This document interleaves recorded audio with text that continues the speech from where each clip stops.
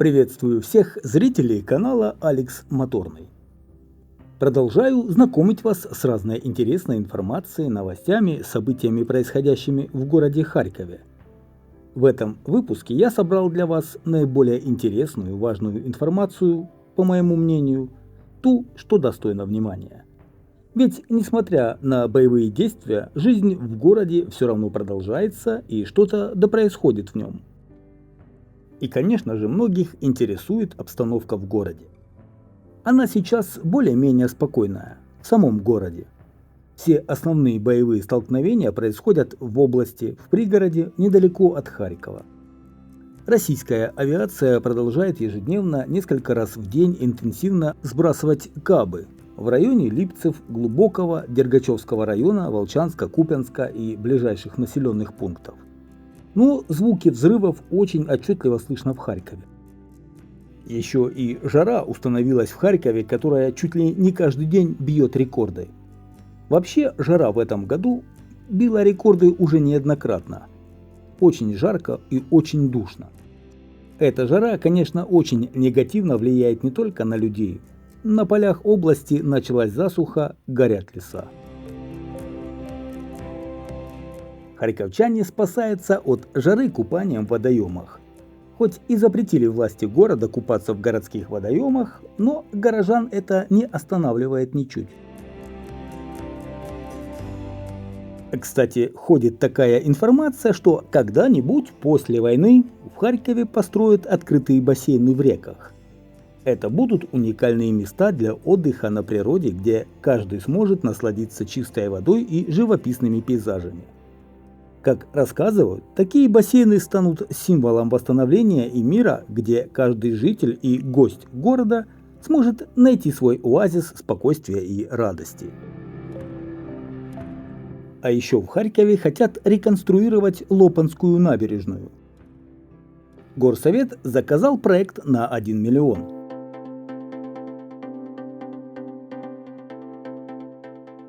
Проектанты должны предусмотреть 203 метра пешеходной зоны по Лопанскому переулку и еще 194 метра пешеходной зоны по Лопанской набережной, всего около 400 метров. Проектные работы должны быть выполнены до конца года. Проект включает в себя реновацию существующей каменной набережной реки Лопань и создание нового зеленого променада.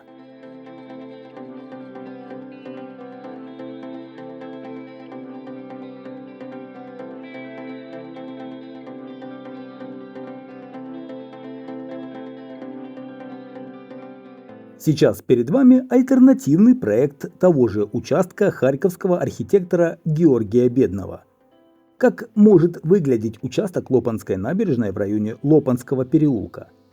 Архитектор предлагает изменить существующее состояние домов путем их достройки или изменения фасадной части домов, сделав один из участков Лопанской набережной пешеходной зоной.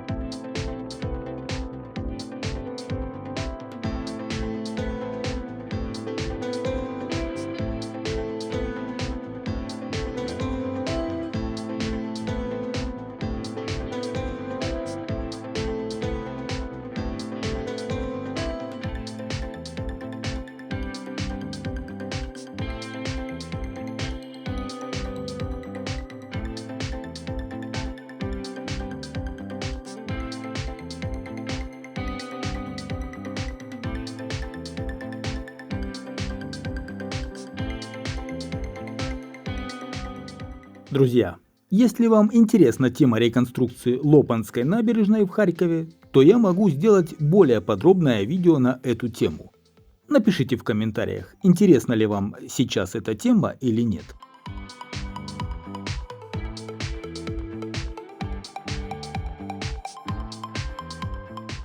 В Харькове дома, которые подверглись масштабным разрушениям и не подлежат восстановлению, будут сносить, а на их месте строить новые. Об этом сообщили в Харьковском горсовете. В результате обстрелов города были повреждены около 4500 жилых домов. На фоне боевых действий недалеко от города в Харькове дешевеют квартиры, особенно на вторичном рынке. Об этом свидетельствуют результаты исследования рынка недвижимости Харькова по состоянию на июнь 2024 года. Цены на новостройки остаются относительно стабильными, с незначительными изменениями в разных сегментах.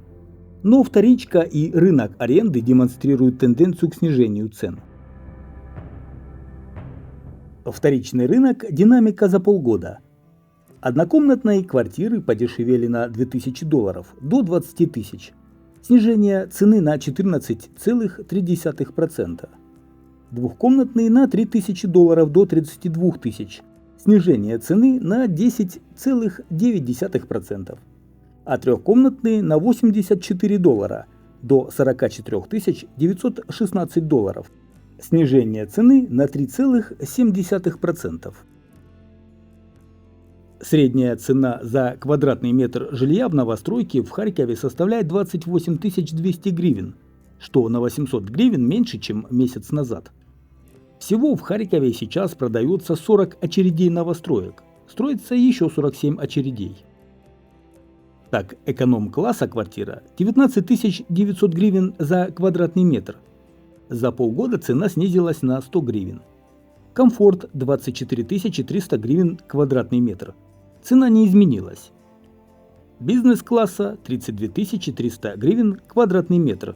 Цена выросла на 2200 гривен. А вот средняя стоимость жилья в новостройке в области 26 900 гривен за квадратный метр. За полгода цена снизилась на 1300 гривен. Всего в Харьковской области сейчас продаются 41 очередь новостроек. Строится еще 47 очередей. Вот цены в ЖК «Сокольники» после обстрела 23 июня начали приближаться к себестоимости 2020 года. Так, при средней цене трехкомнатной квартиры площадью 100 квадратных метров в 1800 гривен стали появляться предложения в 1400 гривен, что равняется 35 тысячам долларов. Это такая же цена, как была от застройщика до сдачи объекта в 2020 году. В Харькове, кроме рекорда по температуре воздуха, установлен еще один печальный рекорд. Тревога в городе длилась 36 часов. До этого в Харькове и области тревоги длились по 12-16 часов. И вот теперь новый рекорд. Один день, 12 часов и 47 минут. Это связано прежде всего с угрозой ударов российской авиацией кабами, которые с весны этого года стали долетать до любой точки города. Что еще происходит в Харькове в июле 2024 года? Новые названия для 5 станций метро в Харькове предложили деколонизаторы. Активисты проекта «Деколонизация Украина» сообщили, что направили в Харьковскую областную военную администрацию предложение переименовать станции метро в Харькове следующим образом. Станцию метро Академика Павлова в станцию Василия Стуса, станцию Героев Труда в Салтовскую, станцию метро Завод имени Малышева в Танковый завод, станцию проспект Гагарина в Левада, а станцию метро 23 августа в Павлово поле. А что вы об этом думаете, друзья? Напишите в комментариях под этим видео. Есть еще такая интересная информация, сколько стоит обучение в университете имени Каразина. ВУЗ опубликовал расценки. Бакалавр – дневная форма.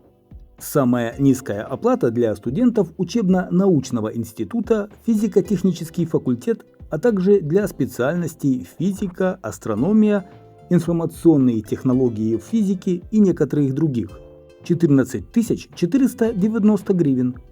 Самая высокая оплата для студентов факультета иностранных языков – 31 395 гривен.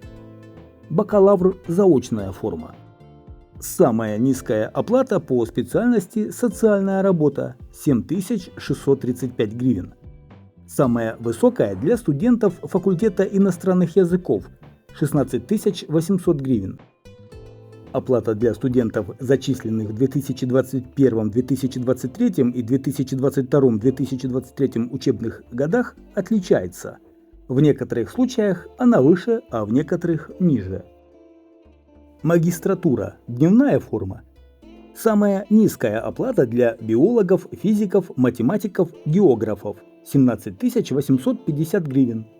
Самая высокая – 34 545 гривен для большей части специальностей. Заочная форма магистратуры – самая низкая оплата для биологов, физиков, математиков, географов – 16 170 гривен. Самая высокая для правоведов – 22 785 гривен. Для аспирантов плата зависит от года обучения и формы обучения. Второй год – дневная форма 47 250 гривен, вечерняя 34 650 гривен, заочная 27 300. Третий и четвертый годы – дневная форма обучения 26 250 гривен, вечерняя 17 850, заочная 14 700 гривен. Харьковский областной центр занятости опубликовал список из 1877 вакансий.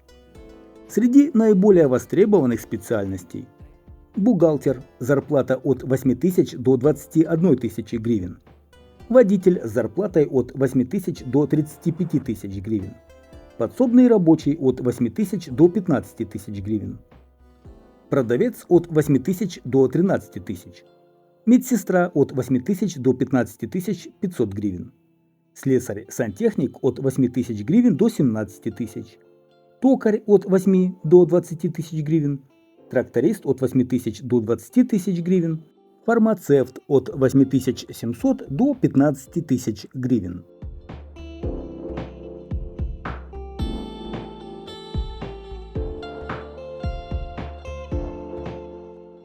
А это обычная обстановка на улицах Харькова.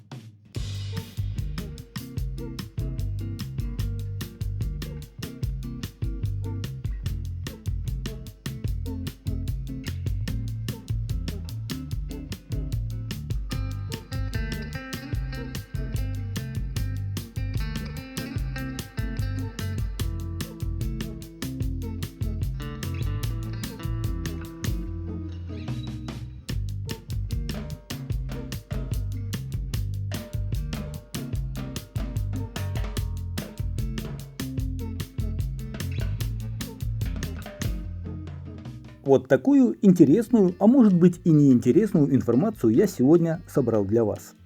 Буду и далее освещать последние новости и события, происходящие в городе Харькове. Не пропустите. Подписывайтесь на канал. До новых встреч!